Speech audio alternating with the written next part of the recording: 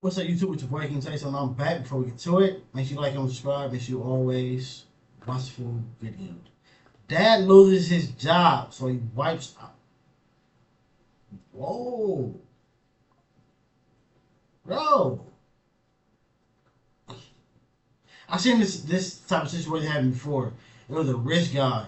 He did the same thing, wiped his family out because basically like they wasn't finna be rich no more.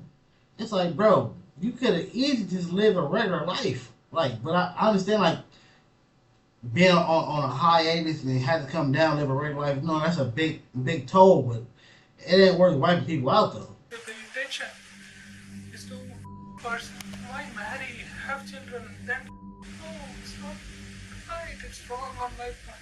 Which father will do that? What's that? Which father will do that? No father will do that. And he is not a nice guy. A horrible person.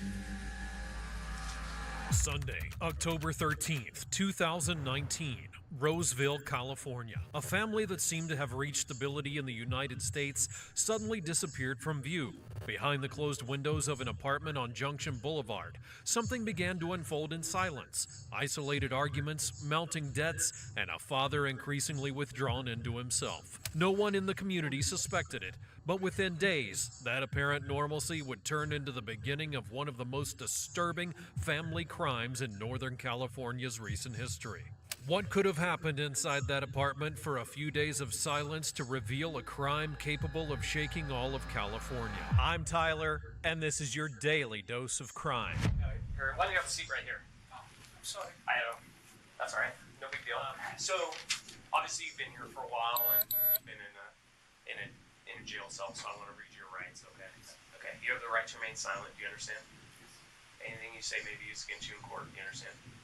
You have the right to the presence of an attorney before and during any question. Do you understand? If you cannot afford an attorney, one will be appointed to you free of charge before any question if you want. Okay. Okay.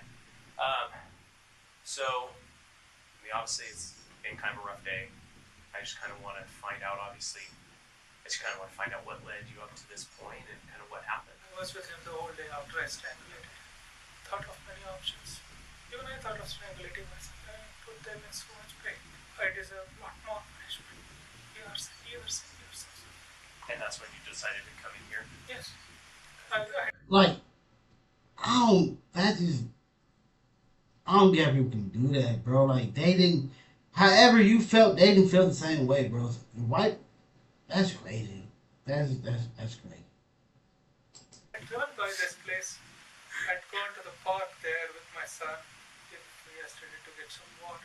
So I had seen the police strangle my son. I guessed my car did not have gas to drive to those fields. So, and I did not have money. All I had was $4.25.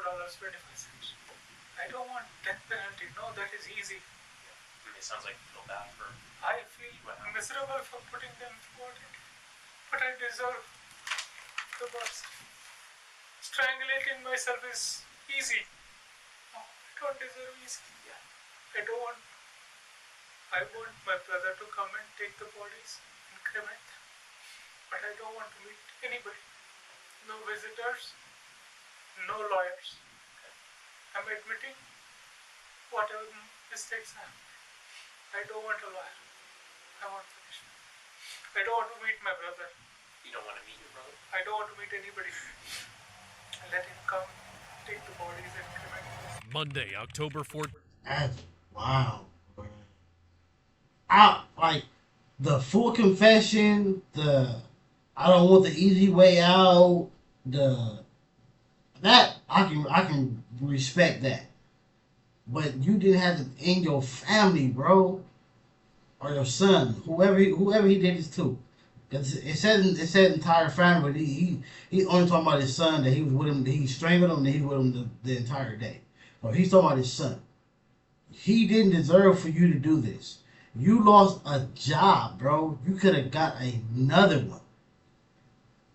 And even if you couldn't, there's somebody who would have took him happily and still gave him the life that you were trying to provide for him. 2019. Sitting before the officers is Shankar Nagapa Hangud, a 53-year-old man born in India with a career in Northern California's tech sector. He had worked as a data architect, a position which allowed him to support his family and project the image of success so many immigrants strive to achieve in the United States. But in 2019, that facade collapsed. The loss of his job and a federal tax lien of more than $178,000 would place him under unbearable pressure. That morning, he... That's a major tax lien, bro. I don't see how, like, what was he not doing, not paying the taxes? Like, and then two, like, they say the tax thing is fake. Like, even though, sadly, we can go to jail or get these tax liens for not paying it, but it's like, they say that's not, we shouldn't have to do that. Like, they need to stop doing that, bro. He should have been filing the taxes if that's what he wasn't doing. But they need to stop trying to take these prices up so freaking high. He arrived voluntarily at a police station in Mount Shasta and asked to speak with investigators. His calm appearance contrasted sharply with the gravity of what he was saying. Something had happened inside his home, and he did not want his relatives involved in the aftermath. His first request was that no funerals be held, that the bodies be cremated without ceremony, and that no contact be made with his family. For the officers, this demand was an early sign of the case's magnitude. He was not yet speaking of what had happened, but rather of how its trace should be erased. Why would someone who surrenders to police begin talking about funerals instead of what actually happened? I've shamed the family. So what I want to do is kind of go back. I want to go through kind of the timeline just a little slower. N number of times you can do it. I'll try to remember it as much as possible. Don't ask me dates, because after this 9th, I lost track of it. I don't know what today is. I think today is 13th or maybe the 14th. I'm not sure. It's the 14th. So you mentioned you discussed this on the 3rd. You thought with your family. I informed my...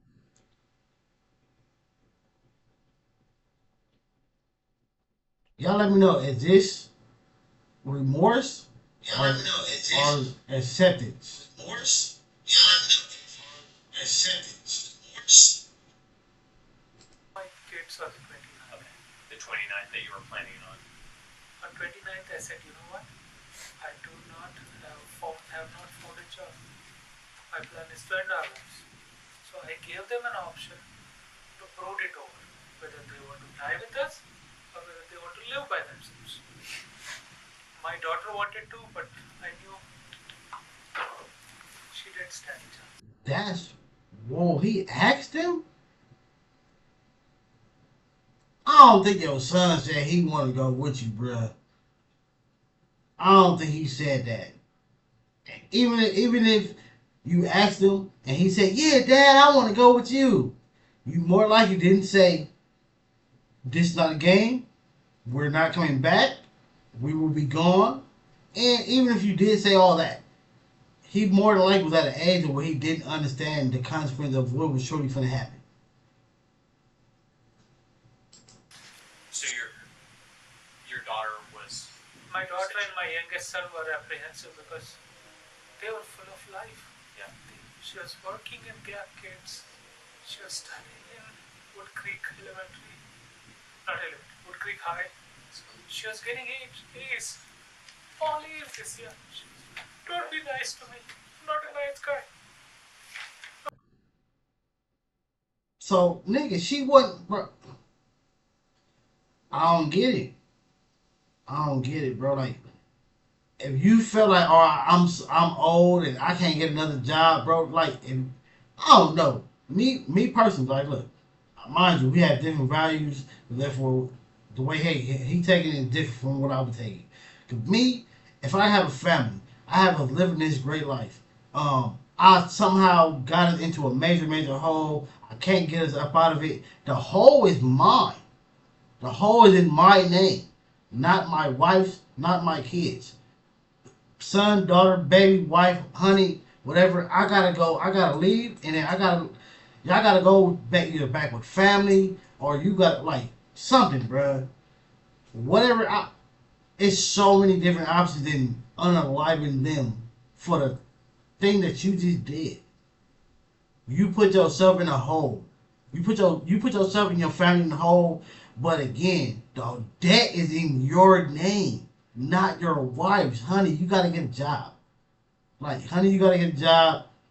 Daughter, you gotta get a job. Something, bro. Like, other than what he did. This is why I always say two incomes are better than one. If he has a wife or like if he got a girlfriend, whatever, and she was just sitting back and she had nothing, this is why I say that is very dumb because a situation like this. Not saying that this is going to always happen like what he did, but life can life. He lost a job. He's in debt. Now, if the wife had, if he had a wife, if he got a wife, if she had a job too, then hey, your income gotta support the family. I gotta get myself out of this hole so I can get back to supporting, and then you can go back to chilling or not paying as much as you're going to be paying because I can't pay it. A horrible person. So they were thinking they can live by themselves. I told them, you guys don't stand a chance. By the 10th of the month, I'll be kicked out of this.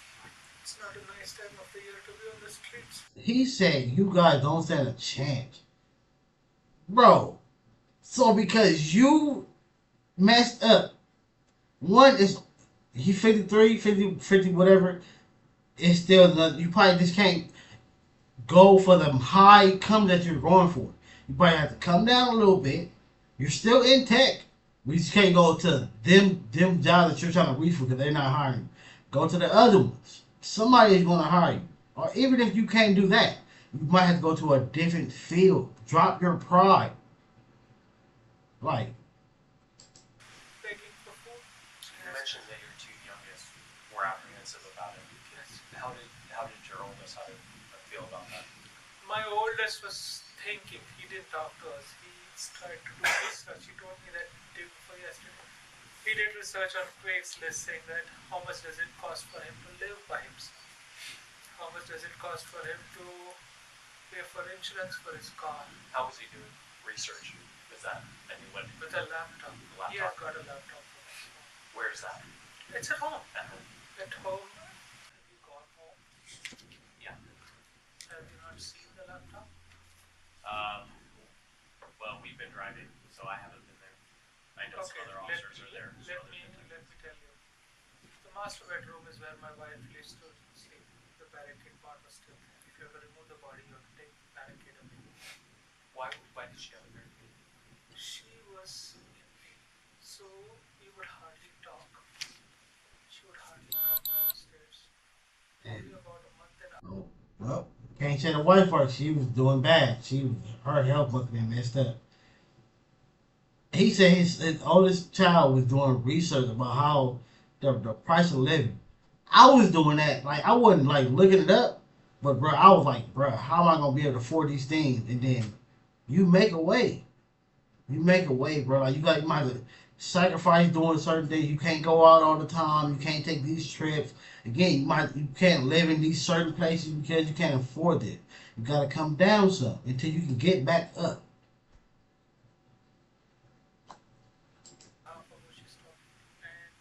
Mind you, I'm not saying like this shit is easy. It's easier said than done, but it's capable of being done, and that's a must. It's much better to go through the struggle than do what he did.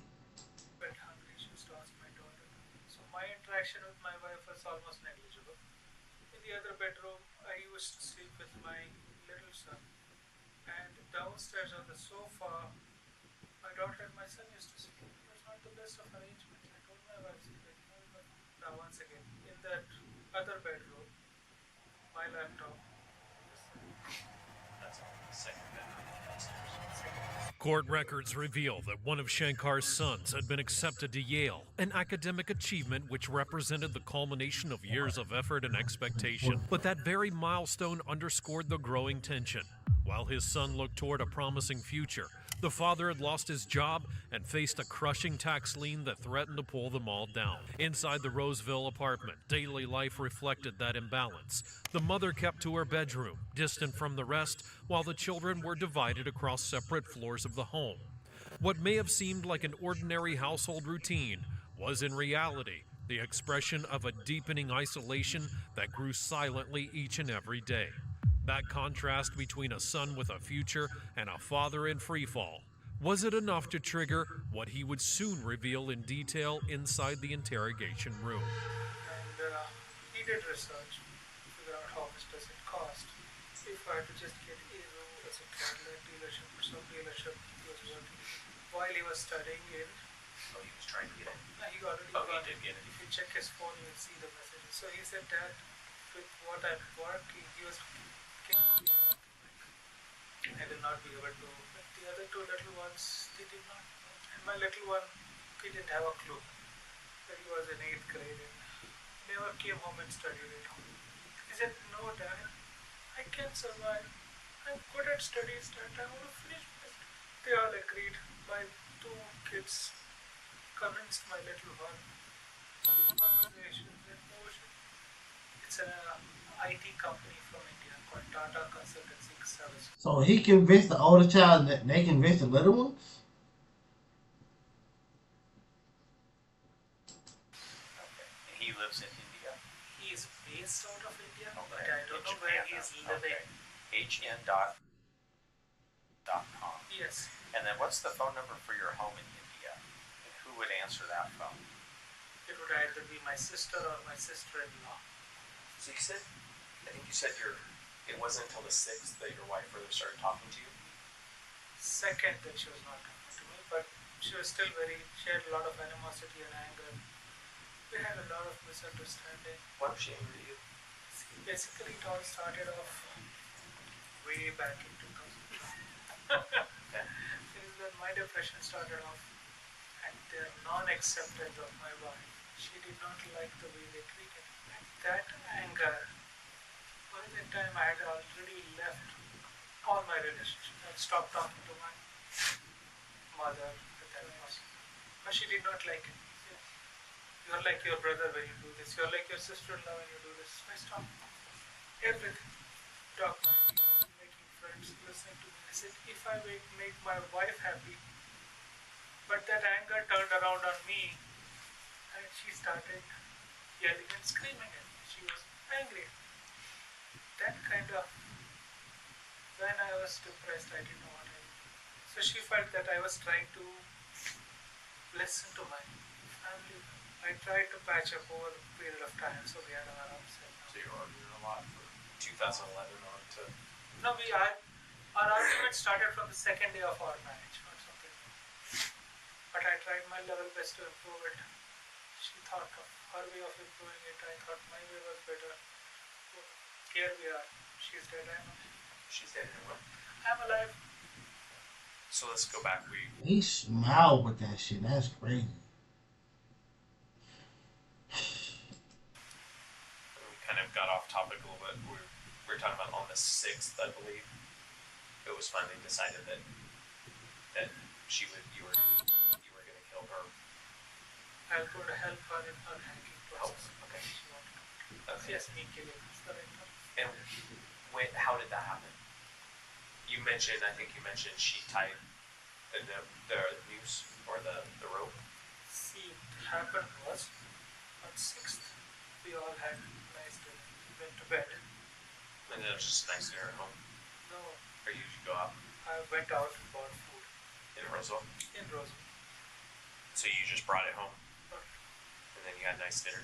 yes. You and your wife and your 3 kids were all there. And what was the topic of conversation for dinner? My daughter was on Instagram.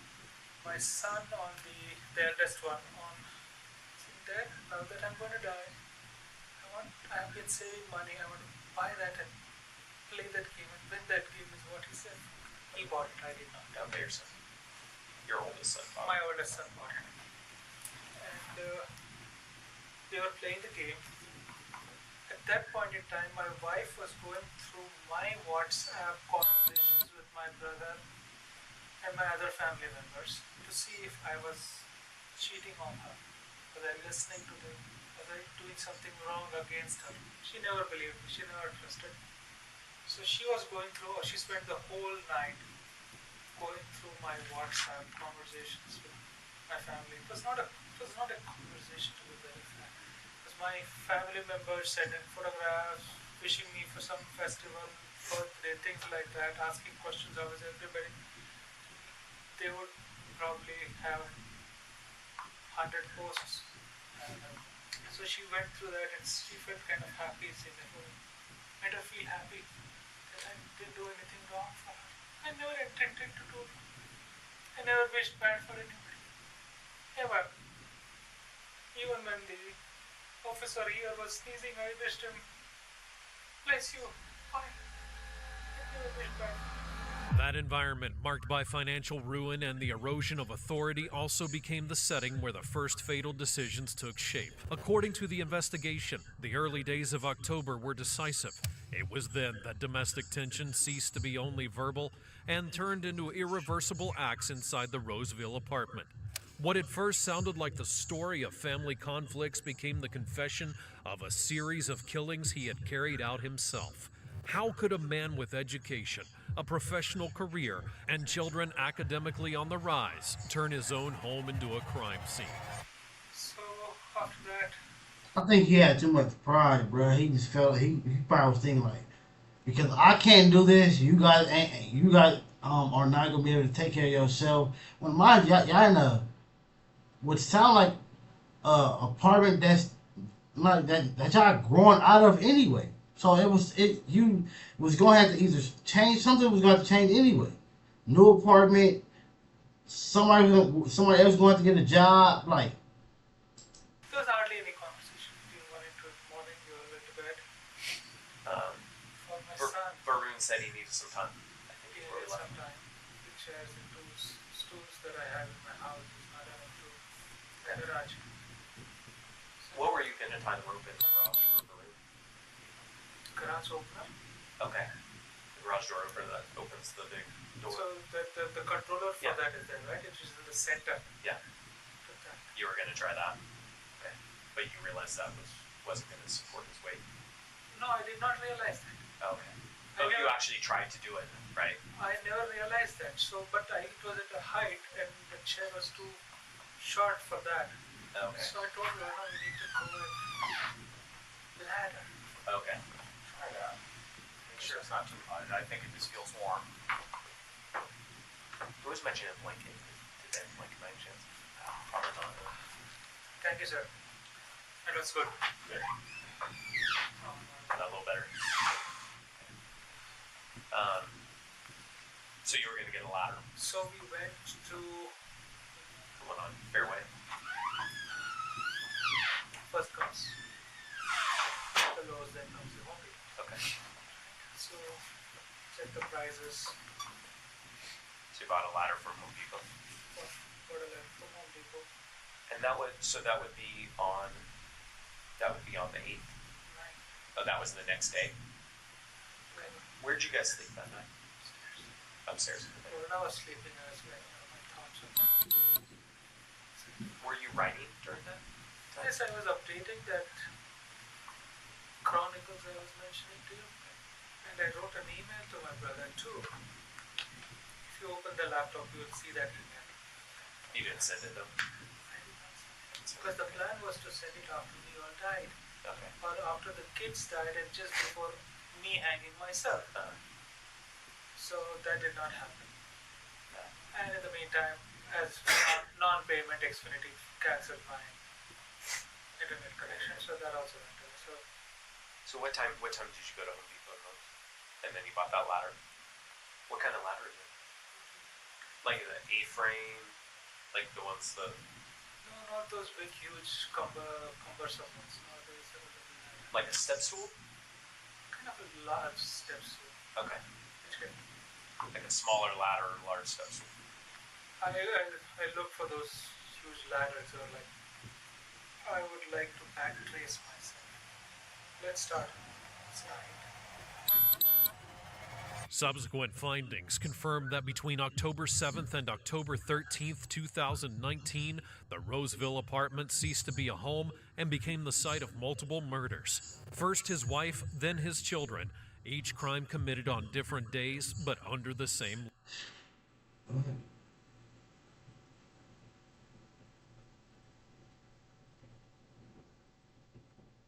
Logic. The belief that financial collapse and personal failure justified annihilating the entire family. During interrogation, Shankar admitted that during this period he was writing what he referred to as his chronicles. They were not mere personal notes. They were records where he outlined what he planned to do and detailed what he had already carried out. For prosecutors, that documentation became crucial. It showed that he had not acted on impulse, but followed a deliberate process that stretched.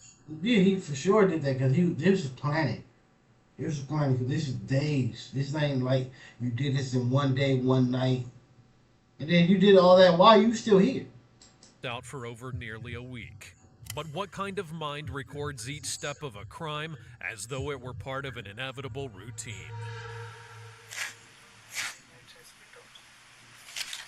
Did he write everything down because he was thinking like, all right, I'm gonna write everything down, so I'm gonna unlock myself, but I'm gonna write everything down so they know what happened.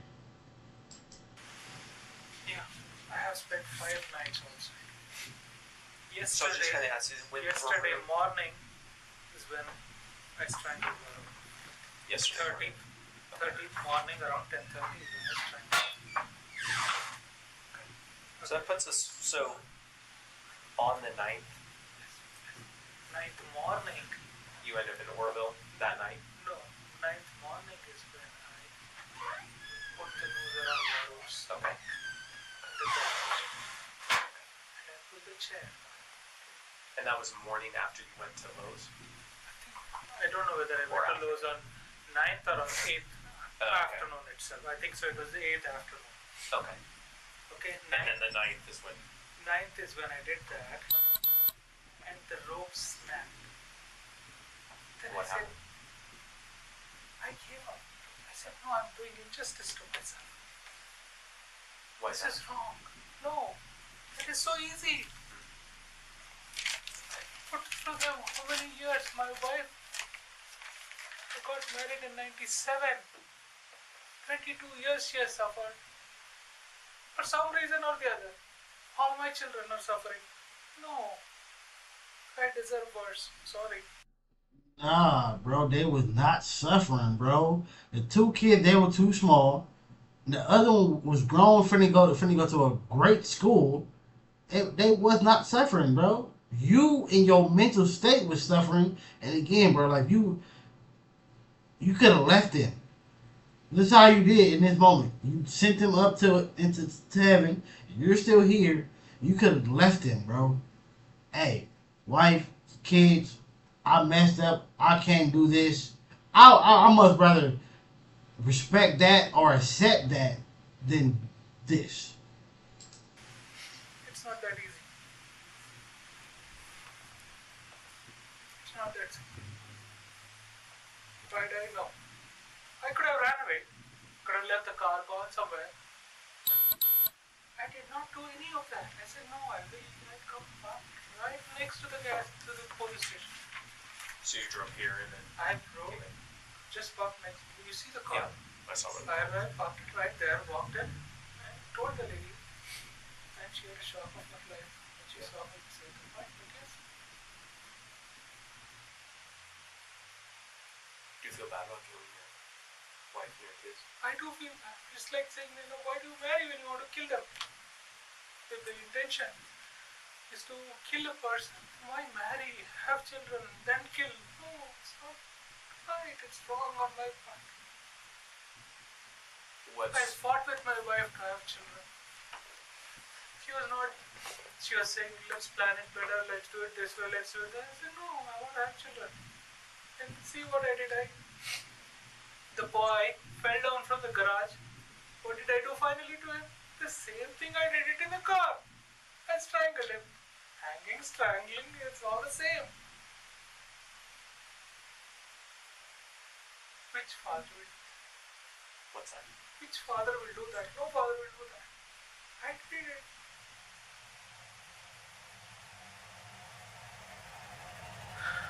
The investigation reconstructed the sequence of the murders. On October 7th, inside the apartment, he killed his wife and one of his younger children. The following day, he struck again, this time against another child. For almost a week, he remained in the apartment, living alongside the bodies, while his eldest son was still alive in the same home. That waiting period revealed a chilling calculation. He managed each step in stages, as if he needed time to process the disappearance of his family piece by piece. On October 13th, he broke that pattern, taking his eldest son on a 200-mile drive and then killed him during the journey to Mount Shasta.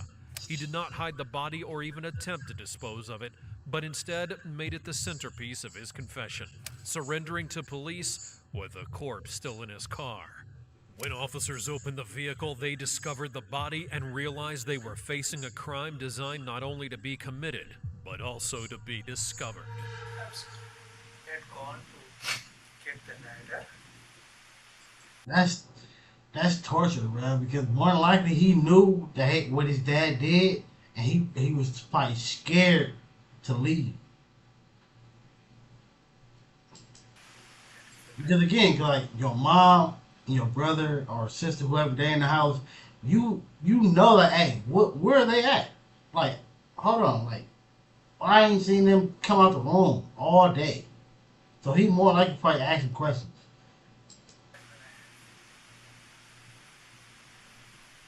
I had a slice of that last time. What do you think should happen to somebody that killed somebody? Should go to jail. They should be in jail. They should not kill them. That is my I could have killed myself. That is the equivalent of that.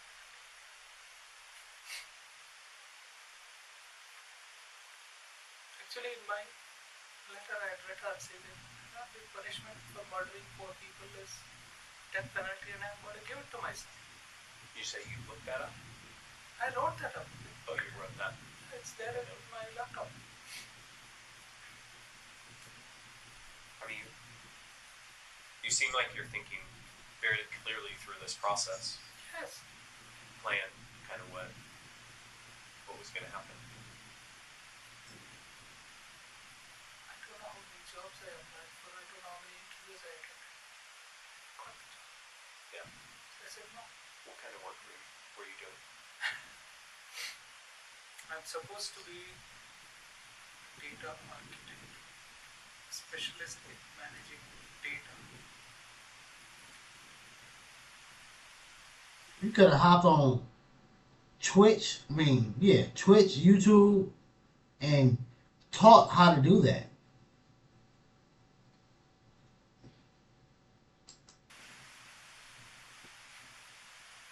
Let's not go by positions. What's that? Let's not go by positions, I said. I'm sorry. Have you ever been diagnosed with any mental health problems?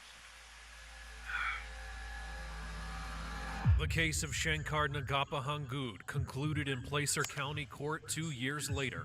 In September of 2021, he accepted responsibility through a plea deal, 3 counts of first-degree murder for the deaths of his children, and 1 additional count for aiding his wife. In November of that same year, he would be sentenced to 3 consecutive life terms without the possibility of parole, plus a concurrent 2-year sentence for the death of his wife. For prosecutors, it was not an act of sudden rage, but of calculation, in which unemployment, overwhelming debt, and cultural pressures were transformed into justification for wiping out an entire family. Judges emphasized the systematic nature of the killings carried out on successive days and culminating in a confession that Shankar had prepared with chilling precision. The Hangood case left a lasting mark, not only in California's courts, but in a community which learned how the facade of success can conceal the most destructive of decisions. Ain't lying, bro. That being up so high and being able to do probably whatever to being able to afford a certain lifestyle and then coming down, it takes a toll. It takes a toll, bro. Even for us, like the minor things. They say you got a good paying job and then they say you making like me. All right, I was making last job I was making like 200, 2,500 every 2 weeks. Now I'm making a little bit less than that. So like that can take a toll on somebody, bro. Just that little amount. So for his, like the stress, I understand. The wiping out family, no, no, that is not acceptable. One, you should have been saving for the rainy day. Two, if you had to switch up the career that you're in, do that. If you gotta go to another field, do that. Oldest child, I know I'm saying you trying to go here, but I can't afford it. I can't, like, we gotta go to a different college, or we gotta get you somehow. We gotta get you a full ride scholarship to where I don't have to pay them because I can't afford it. Like, talk, but you gotta bring that pride down in order to have that conversation.